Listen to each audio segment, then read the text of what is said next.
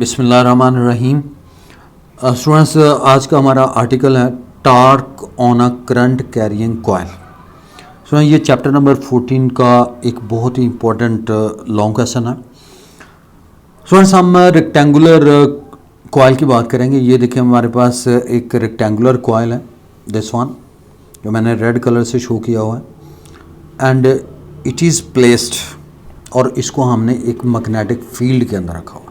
ये देख रहे हैं, नॉर्थ पोल है, ये साउथ पोल है। मैग्नेटिक लाइंस जो हैं they are starting from north pole and end on south pole. Rectangular coil को जब भी आप किसी भी कंडक्टर को मैग्नेटिक फील्ड के अंदर रखते हैं तो students it experiences a magnetic force, और मैग्नेटिक फोर्स की वैल्यू हम लास्ट टाइम कैलकुलेट कर चुके हैं, that is equal to IL cross B के इक्वल। और अगर आप इसको एक्सपैंड करें तो it comes to be ILB sine theta के equal. So that is the magnetic force. अब ये हमारे पास एक रेक्टेंगुलर कॉइल है, मैग्नेटिक फील्ड के अंदर रखा हुआ है। तो स्टूडेंट्स, इसके ऊपर magnetic forces will act on it and it starts rotating about its own axis, I mean x and x dash, so that is the clockwise direction. अब हमने स्टूडेंट्स से ये देखना है कि इसकी 4 साइड्स हैं, AB, BC, CD और DA। इनके ऊपर मैग्नेटिक फोर्स की वैल्यू को हम यहाँ पे कैलकुलेट करेंगे। अब सबसे पहले हम फोर्स ऑन साइड AB की बात करते हैं। ये AB साइड, मैग्नेटिक लाइंस आप देख रहे हैं कि ये इस डायरेक्शन में है और इसकी लेंथ जो है वो A to B इस साइड पे, यानी theta is the angle between magnetic field and length. तो आप देख रहे हैं कि इस एंड पे लेंथ है और मैग्नेटिक फील्ड इस डायरेक्शन में, तो थीटा कितना होगा स्टूडेंट्स? 180 डिग्री होगा। अब आप यही वैल्यू थीटा की इस इक्वेशन में लगा दें तो यहाँ से हमारे पास फोर्स की जो वैल्यू आएगी, it comes to be ILB sin 180, and we all know students, sin 180 is equal to 0, so therefore the magnetic force on this side is equal to 0, ये 0 के बराबर होगी। अब इसी तरह students force on side CD, इसके हवाले से हम देखते हैं। ये CD साइड, दिस वन, इसमें देखें लेंथ भी इसी डायरेक्शन में है और मैग्नेटिक फोर्स की डायरेक्शन भी यही है, यानी length on the same direction और मैग्नेटिक फोर्स भी सेम डायरेक्शन में। मैग्नेटिक लाइंस भी इसी डायरेक्शन में, magnetic lines same direction, length भी इसी डायरेक्शन में, तो एंगल कितना होगा स्टूडेंट्स? 0 डिग्री। अब यहाँ से आप ये थीटा की वैल्यू 0 इंसर्ट कर दें तो मैग्नेटिक फोर्स की value students it becomes ILB sine 0 and sin 0 is equal to 0, so therefore the magnetic force is equal to 0, ये 0 के बराबर होगी। अब स्टूडेंट्स, इसका मतलब ये हुआ कि 2 साइड्स AB और CD साइड पे मैग्नेटिक फोर्स की वैल्यू कितनी आ गई? 0 के equal. And now we are left only 2 sides. अब 2 साइड्स पे हम फोर्स की वैल्यू कैलकुलेट करेंगे, एक DA साइड और दूसरी आप देख रहे हैं BC साइड। अब DA साइड में अगर आप देखें तो उसमें मैग्नेटिक लाइंस इस एंड पे है और लेंथ जो है वो इस एंड पे, तो आप देख रहे हैं कि इनके दरमियान एंगल जो है वो 90 डिग्री है, यानी ये मैग्नेटिक लाइंस है, ये लेंथ है, तो क्लियरली इनके दरमियान एंगल कितना है? ये 90 डिग्री है स्टूडेंट्स। तो यहाँ से आप थीटा की वैल्यू 90 डिग्री इंसर्ट कर दें और यहाँ से हमारे पास F will be equal to ILB sine 90 degree, और sine 90 you all know that is equal to 1 के इक्वल। तो यहाँ से it becomes ILB sine 90 is equal to 1 into this force is equal to ILB। And similarly force on side BC, इस side पे आ जाएं, BC side, तो इसमें आप देख रहे हैं कि मैग्नेटिक लाइंस की डायरेक्शन इस साइड पे है और लेंथ जो है वो अपर साइड पे है, तो इसमें भी आप देख रहे हैं कि हमारे पास एंगल जो है वो अगेन 90 डिग्री ही आ रहा है। तो थीटा की वैल्यू यहाँ पे आप 90 डिग्री इंसर्ट कर दें। अब थीटा की वैल्यू अगर आप 90 डिग्री लगाते हैं तो वैल्यू इसमें लगाएंगे तो ILB sine 90 degree and sine 90 you all know that is equal to 1। तो यहाँ से मैग्नेटिक फोर्स की वैल्यू कितनी आ गई, ILB। तो स्टूडेंट्स यहाँ तक हमें ये क्लियर हो गया कि टू साइड्स AB और CD पे मैग्नेटिक फोर्स की वैल्यू 0 है और टू साइड्स DA और BC साइड पे फोर्स की वैल्यू किसके इक्वल है, ILB के इक्वल। अब हमें यहाँ पे ये चीज़ कंफर्म होगी कि दीज टू फोर्सेस, जो यहाँ पे ये फोर्सेस मैंने जिक्र किया है, दे फॉर्म अ कपल, ये कपल बनाती हैं। स्टूडेंट्स मैं यहाँ पे लिख रहा हूँ these two forces form a couple. अब कपल क्या होता है स्टूडेंट्स, कपल आप ये कहते हैं कि when two forces they having the same magnitude and they are acting at different points of the same body. अब ये देख रहे हैं ये बॉडी एक ही है और इसके ऊपर ये दोनों फोर्सेस एट डिफरेंट पॉइंट्स पे एक्ट कर रहे हैं, तो दे फॉर्म अ कपल, ये कपल बना रही हैं। अब देखिए इस मैग्नेटिक फोर्स की डायरेक्शन आप कैसे कैलकुलेट करेंगे, इस साइड पे आप फ्लेमिंग लेफ्ट हैंड रूल को अप्लाई करते हैं स्टूडेंट्स। अब देखिए ये फ्लेमिंग लेफ्ट हैंड रूल है स्टूडेंट्स, यानी 4 finger it should be in the direction of magnetic field, ये मैग्नेटिक फील्ड की डायरेक्शन में रखें, ये करंट की डायरेक्शन में, middle finger should be in the direction of the current and thumb indicates the direction of magnetic force.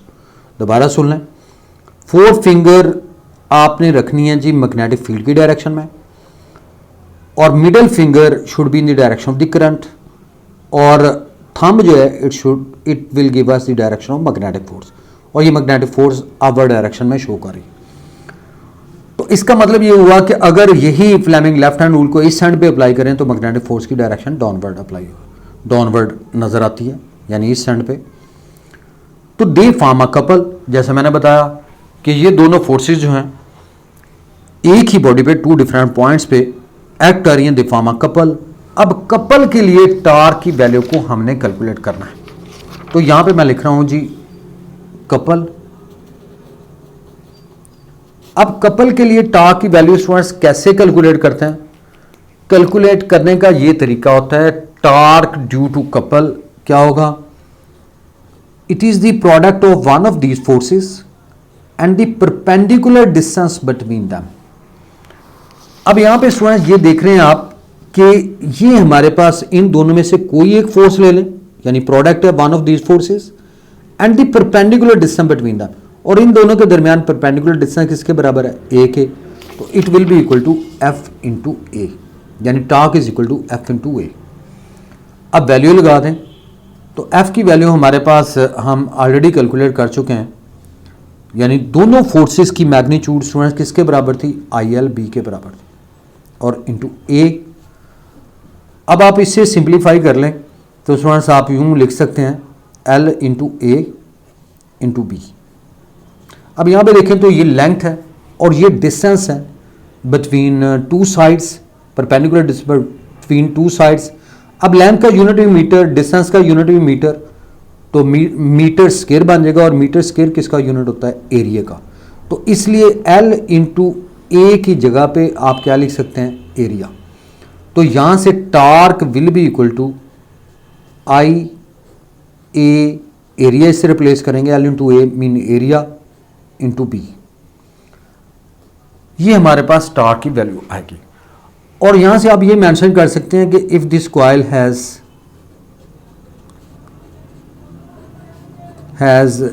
n turns, यानी इसके ऊपर अगर n टर्न्स हो या नंबर ऑफ टर्न्स कितने हो, n हो, तो देन टार्क की वैल्यू हमारे पास क्या आएगी स्टूडेंट्स, NIAB के इक्वल, यानी हमारे पास टार्क की value students finally torque is equal to NIAB के इक्वल।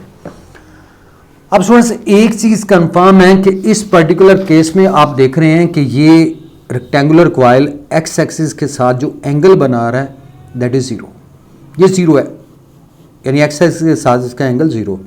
तो टार्क की वैल्यू हमारे पास NIAB के बराबर आई। तो ये मैंने जो एरो ये ब्लू कलर से मैंने शो किए, ये स्टूडेंट्स करंट की डायरेक्शन को ज़ाहिर कर रहे हैं, ये जैसे मैंने यहाँ पे आपको पहले बताया।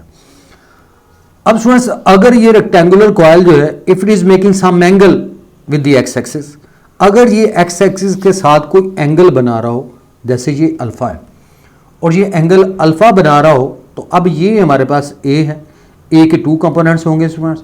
सामने वाला ये वाला पोर्शन ए साइन अल्फ़ा होगा और ये वाला पोर्शन जो है that is equal to A cos alpha. तो अब हमारे पास टार्क की वैल्यू क्या आएगी students, F into perpendicular distance between them, और इन दोनों के दरमियान परपेंडिकुलर डिस्टेंस क्या है, ए कॉस अल्फ़ा के बराबर है। अभी इनकी वैल्यू लगा दें, तो एफ की वैल्यू हम ऑलरेडी कैलकुलेट कर चुके हैं, आई एल बी के इक्वल इंटू ए कॉस अल्फ़ा। अब इसको अगर आप मज़ीद सिंप्लीफाई करें तो हम इसको यूँ लिख सकते हैं, L into A B cos alpha, और यहाँ से हम ये मेंशन कर सकते इसको आप एरिया से रिप्लेस कर दें, कॉस अल्फ़ा आ गया। और अगर इसमें एन जो है वो नंबर ऑफ टर्न्स हों, यानी कैपिटल एन जो है ये नंबर ऑफ टर्न्स को ज़ाहिर करता है, तो देन हमारे पास टार्क की वैल्यू क्या आएगी, N I A B cos alpha के इक्वल। अब देखिए ये हमारे पास टार्क की वैल्यू स्टूडेंट्स फाइनली आ गई।